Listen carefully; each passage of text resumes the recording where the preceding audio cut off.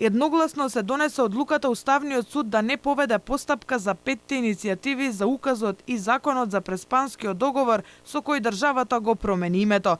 Сите 7 уставни судии оцениле дека законот бил во согласно со уставот, останува во важност и дел од правниот поредок. Во исто време, указот не содржал правни норми, не бил пропис туку дел од процедурата и уставните судии не можеле да го укинат посебно. Дискусијата што се водеше во Уставниот суд се однесуваше во најголем дел за непотпишувањето од страна на тогашниот претседател на Македонија, иако претениците ја изгласале промената на името на државата. Републиката се обврзала на меѓународни договори токму со таа одлука на народните избраници, а Уставниот суд нема надлежност да го цени тоа, се правда претседателката Добрила Кацарска. Дури да се укине или поништи законот за ратификација на договорот, во конкретниот случај, така наречениот Преспански договор, а и секој останат меѓународен договор, истиот останува во сила и произведува меѓународна правна обврска за државата се додека не се измени,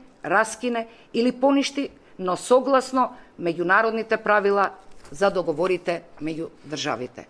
Ова одлука се чекаше 4 години, а Кацарска тоа го правдаше дека ваквите иницијативи, кои се од големо национално значење, нема да се најдат на седница, се додека Уставниот суд не биде во полн состав, а во моментов недостасуваат 20 уставни судии од законски предвидените 9.